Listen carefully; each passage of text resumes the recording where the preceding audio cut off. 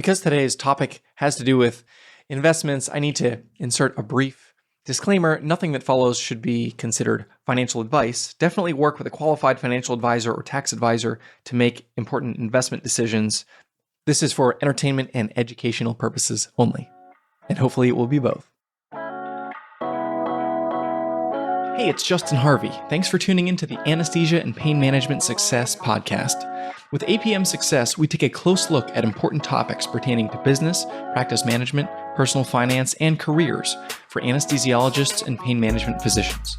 We work hard to take your critical questions straight to the experts. Thanks for listening.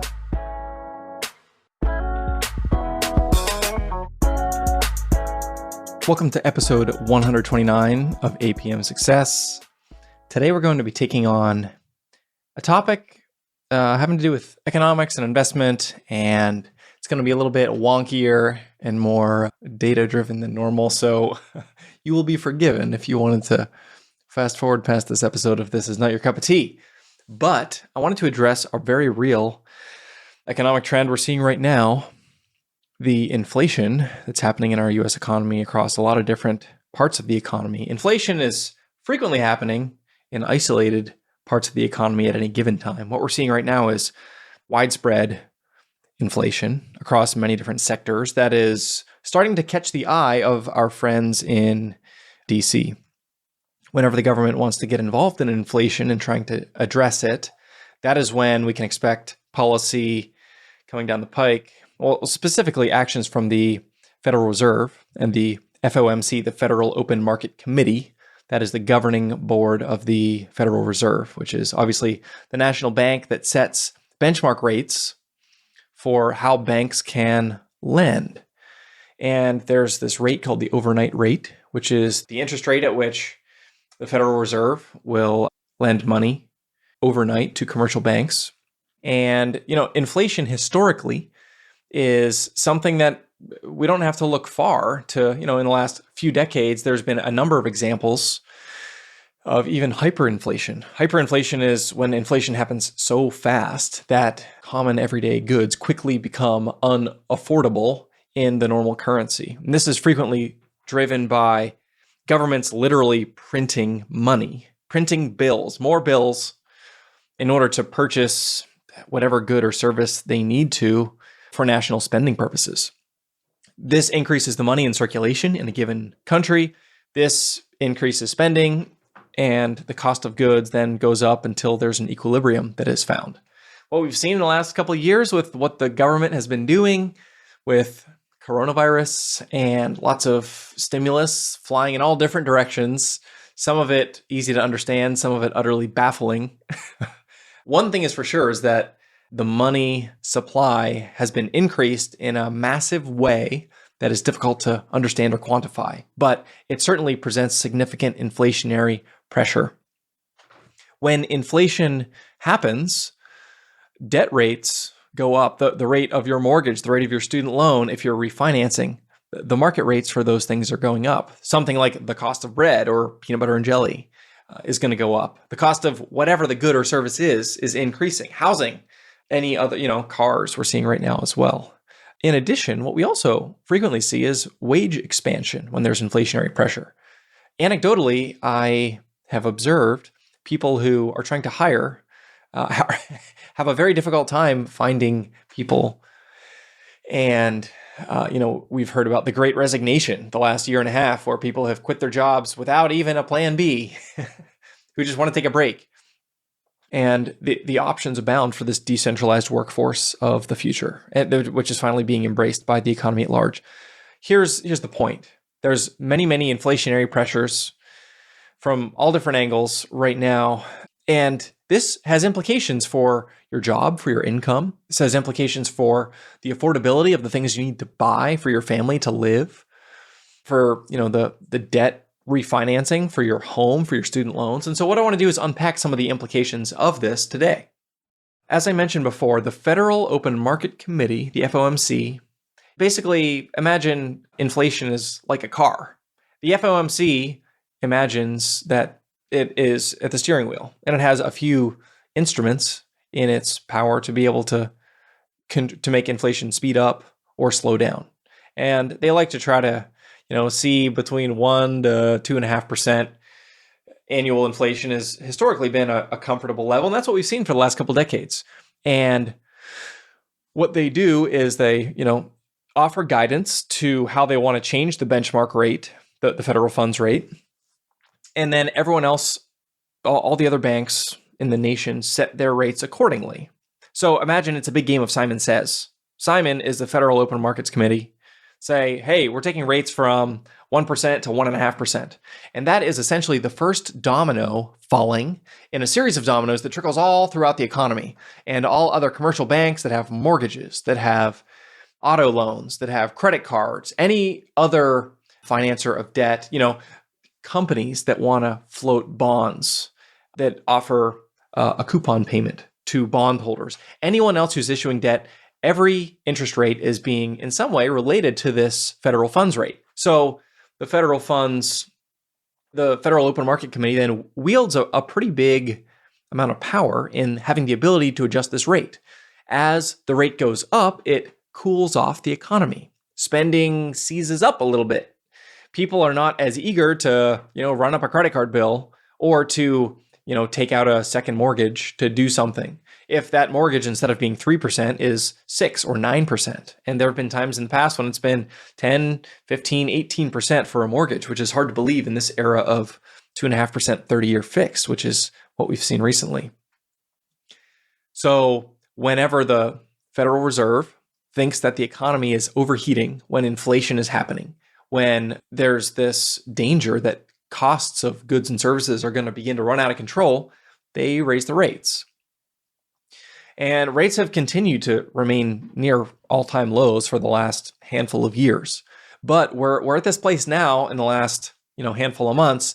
There is real inflation, quantifiable inflation happening now, and there is talk of what does this mean for rates? The related considerations, what do we do on the investment side? So we've got the debt side and then the investment side. Let's take one at a time.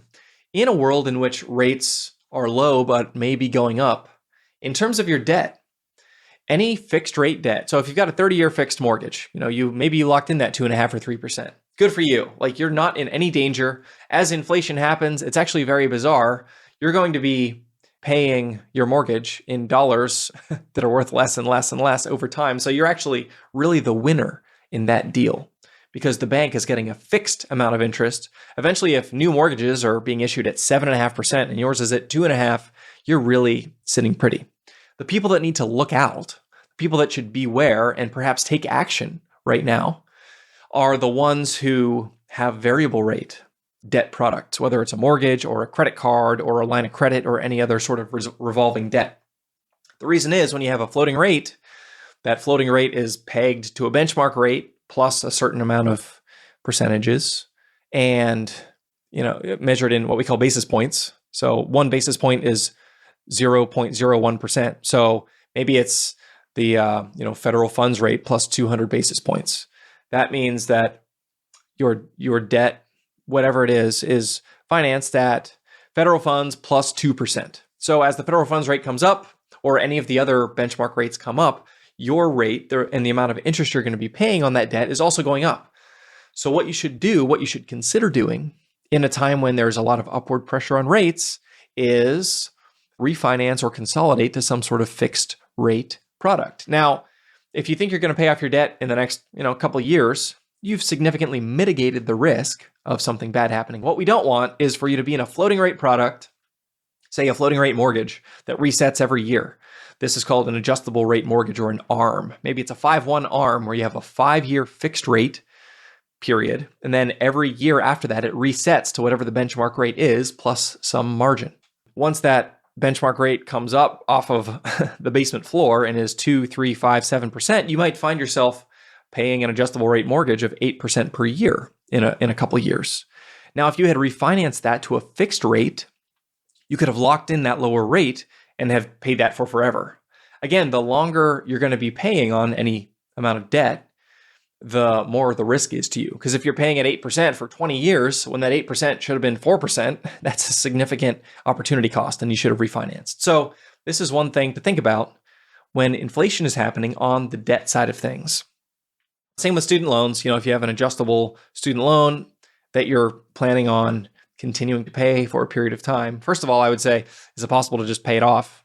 Because student debt is unsecured. It's the mortgage on your brain, and it's my personal bias to just get out of that kind of debt as soon as possible. But if you can't, if you need to make payments over 10, 15, or 20 years, are you able to refinance into a fixed rate to reduce the risk of rates going up when the Federal Open Market Committee wants to raise rates, federal funds rate comes up, your floating rate is going to come up, and that debt is going to get more and more expensive and become a bigger and bigger part of your monthly budget.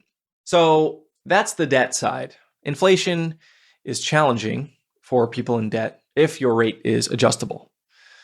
You could argue that it helps you if your rate is fixed because the value of the tangible asset, for example, if you have a 2.5% mortgage, inflation may actually help the value of your home. So if you buy a $500,000 house that over a few years goes up to $700,000, you haven't put any more money into that house, but it's gone up $200,000 in value. That inflation has been a tailwind for you, but the cost has been the same, which is a great reason. One of the reasons that being a homeowner can, in some instances, significantly increase your wealth over time. So what other things should you be aware of if you're thinking about investments? I have some clients, especially those approaching retirement, who are saying, Justin, I'm a little nervous. What does inflation mean for me as I transition into retirement? And what types of things can or should we be doing in order to counteract or adjust for inflation? So a couple things I want to say. The first is that when rates rise, the value of bonds falls. It's like a seesaw. Rates go up, bond value goes down. So when rates are coming up, when the Federal Open Market Committee is talking about raising rates, what that means is that new debt is going to be issued at a higher interest rate. So if we take a really practical example, say I'm a big company, Johnson & Johnson, and I want to issue a 10-year bond, $10,000 at 4%. That's based on current market conditions. And because I'm J&J, I'm looking to the federal funds rate to set that rate of 4%. And so that's something that is determined when I'm selling bonds. Now, the Federal Open Market Committee decides, you know what, rates are coming up and we're raising the Fed funds rate. So now instead of maybe it was 1%, now it's coming up to 2% for the federal funds rate. Now as J&J, my $10,000 bond, instead of being able to pay a lender 4%, so $400 a year on that $10,000 bond, I now have to issue a 5% bond and pay $500 per year. So what that means is, say I bought the bond from J&J last month. I have a $10,000 bond that pays 4%. Somebody who buys that bond today, it's the same cost, but it's a 5% coupon payment. That's what it's called whenever you get the periodic payment from an issuer of debt, coupon payment. And so what do you think that means about the person who bought the 4% bond last month? It's not worth as much, right? Because that $10,000 that they paid, they're only getting 4% when I'm getting 5% on the bond I bought today. So that one that they paid $10,000 for a month ago, that's probably worth, $9,600. There's a movement in price to adjust for the reduced coupon payment. So whenever rates are coming up and bond values are going down, that's what's happening. It's because new debt is issued at a higher coupon payment. So everything that's been issued before, it ratchets down to account for this. So people out there who have a huge bond portfolio, this is going to be something that needs to be addressed because it's a headwind for bonds. Whenever rates come up, bond values go down. Now you can somewhat mitigate this. You can mitigate the effect of this by having what they call shorter duration bonds, which is essentially bonds of a shorter term. If it's a 1 or 2 year bond, that means there's only 1 or 2 years worth of coupon payments being impacted, where there's an opportunity cost. So, say this J&J bond, it was a 1-year bond that I got from Johnson & Johnson at 4%. Now, if a month later I can get that same 1-year bond at 5%, because it's only 1 year, there's only a couple coupon payments, it's not that big of a deal. But if it's a 30-year bond and I buy that 30-year bond and I'm only getting 4%, and then a month later, that 30-year bond is going to pay 5%, we're talking about 30 years worth of interest payments that are now going to be 1% lower on the 4% bond. And as such, that significantly hurts the face value, the redemption value of that bond. So without getting any further into the weeds, what other what impact on other assets does inflation have, and how do we work around that? There are some types of assets that are helped by inflation, specifically tangible assets. Think about, when we talk about inflation, it's the increase of cost of goods. So if you own those goods, the things that people want to buy, the value of them is going up because people are willing to pay more and more. I live in Portland. Portland, like many markets nationally, has a red hot housing market. There's very little inventory. It's a seller's market, and prices are just going through the roof. If you own that tangible asset of a house and this inflation is happening, this inflationary pressure is being exerted in the economy, it's a great time to own a house because the house that you bought for $500 is now worth $750 or $800. And your ownership of that tangible asset creates investment gains for you in this case. Another way to hedge against inflation and the danger that inflation is going to erode the value of your money and the purchasing power of your money is to invest in global equities. Specifically, I mean a globally diversified basket of stocks.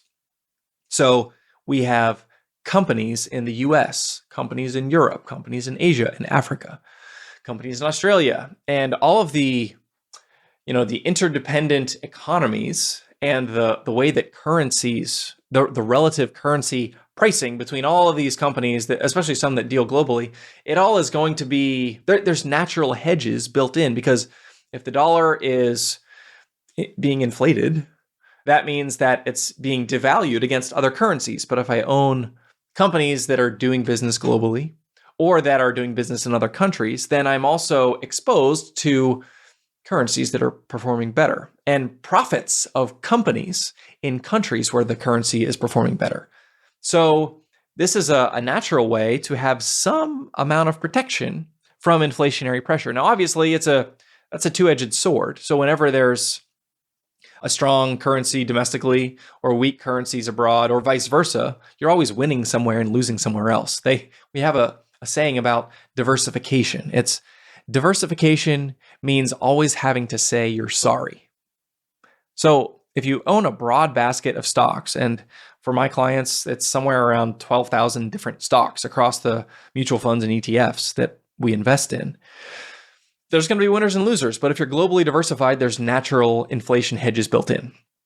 Another mechanism that you could consider to protect your portfolio against inflation is TIPS, which is Treasury inflation protected securities. This is US Treasury bonds that have a mechanism built in to adjust for inflation, so that when inflation happens, your Treasury bond adjusts in price to compensate you for that inflation. So this is a way to have a very stable US bond with a little bit of upside attached to inflation.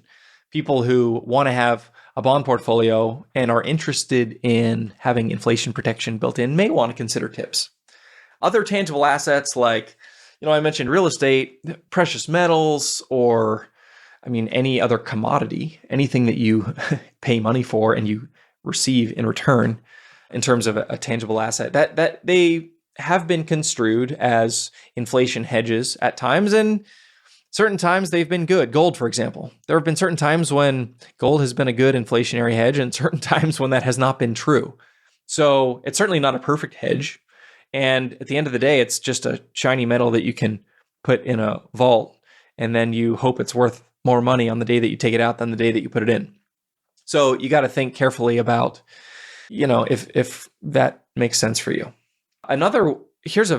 So that's on the investment side, investing in some measure of tangible assets, being globally diversified, having exposure to TIPS, understanding what rising rates mean for your bond portfolio and adjusting accordingly. These are all really important things to keep in mind when you're thinking about an investment strategy in an era of inflation.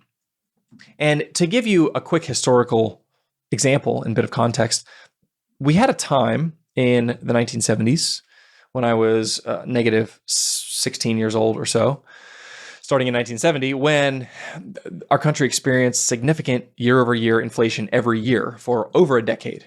And this had significant economic impact in a lot of different ways.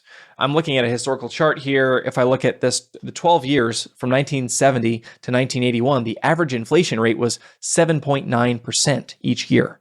So 7.9%, that's huge.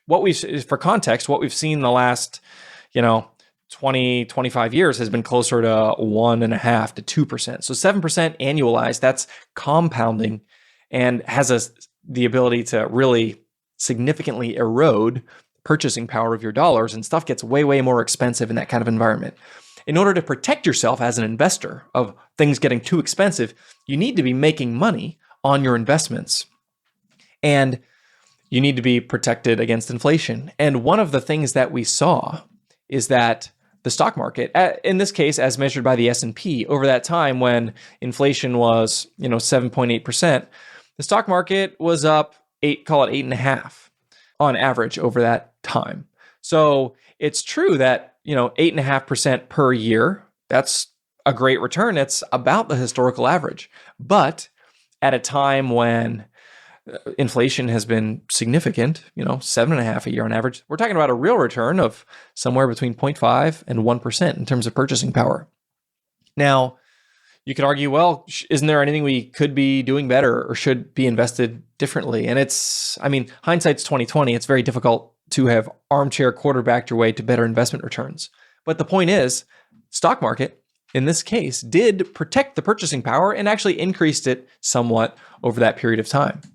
Whereas, if you look at what bonds did, and I'm looking at, let's see, what is this, 10-year treasury bonds over that period of time, average returns were about 5%, which is great for bonds. A 10-year T-bond, 5%, that's awesome. Like, the US government isn't going to go out of business. So 5% to hold US government debt is a good deal in most cases. But if inflation is 7.5, we have a real return. That's the nominal return, what the number return minus inflation. If the bond has given us 5% and inflation has been 7.5, even though we made 5%, it still was a 2.5% loss of purchasing power. So, this is a time when you need to be intentional again about how you're using bonds in your portfolio. It's still very effective to protect the value of a big chunk of your portfolio. So if we're talking about asset protection, it worked. It worked for that. There were no huge, sell-offs in the bond market. There were actually a couple of really, really strong years, but it was not going to wasn't going to make you rich. So thinking about the portfolio as a whole, as it relates to inflation, is, it's important to have a well-synthesized strategy. As I mentioned before, some of the people who are most concerned are those who are moving towards retirement. And actually, before I get there, it's related to one of the best natural inflation hedges. The best natural inflation hedge, best way to protect yourself against rising costs, is to keep on making money.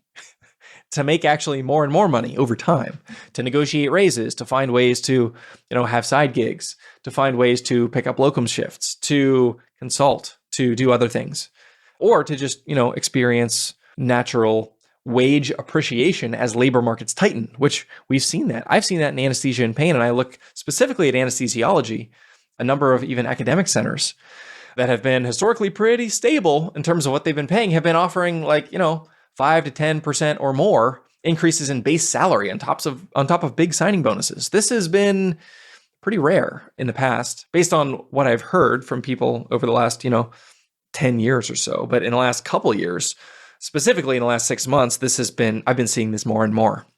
So if you continue to make money, maybe you can make more money because of these same factors, and you can use that to your advantage. This becomes a problem, and people should be concerned if they're moving towards retirement and are on a fixed income. They're on Social Security primarily, or they have a huge swath of their portfolio in bonds, specifically longer duration bonds that are going to be very exposed to a rising rate environment. You want to be really thoughtful about, is this the best long-term fit in that kind of circumstance? If you're too conservative, then you're not going to have enough stocks to be able to grow your way through that inflation. Like what we saw in the 70s, being invested in stocks was really the best way to endure because there weren't other assets readily available that were going to do a better job than that. So here's the bottom line.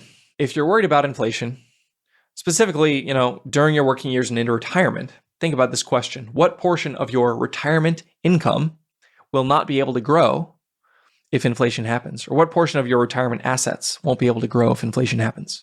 For Social Security, you get a cost of living adjustment based on CPI, but historically that's been a bad approximation of real world inflation. So if you're depending on that, that's obviously, if you're a doctor and you're depending on Social Security, you've probably already made some significant mistakes. But also, pensions, annuities, other fixed income products, people on a fixed income in general, rising rates is going to be very, very problematic. Or people with a huge chunk of bonds who don't realize how much risk they have in terms of duration. There's a lot of longer term bonds that are going to really get hit whenever rates rise. That can be a problem. In addition, you want to think about the time horizon. And this is an exercise I go through with my clients. Like, how soon are we going to need this money?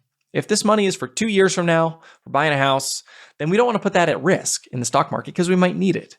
We're talking CDs, high yield savings accounts, or some other short-term, very conservative, very safe type of vehicle. But if we're talking longer term, 20, 30, 40 years, even if you're retiring at age 65, it's a coin flip if you're a female that you might live to, or 1 in 3 females at age 65 live until age 90. And so the odds of you having a 25 plus year time horizon are very reasonable. And so to have a meaningful part of your portfolio invested accordingly makes a lot of sense. So I've thrown a lot at you today. Hopefully some of this is helpful. For younger physicians, the bottom line is equities historically have been a really effective way to hedge against eroding purchasing power due to inflation. If you're approaching retirement, you really want to be thoughtful about what does your retirement income plan look like? If you have any liquidity events coming up that you're depending on, how are you going to deploy that cash in a way that's going to give you a durable and reliable income stream in the future that is going to be cognizant of these increasing inflation pressures? So that's all I've got for today. A little bit more of an esoteric investment topic, but hopefully you found that interesting. As always, thanks for tuning in.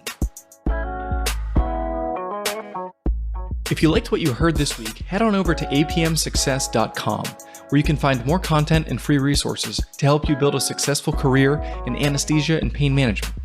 If you wanted to leave a review in iTunes, I'd also really appreciate it. Thanks for using some of your valuable time to join me today on APM Success.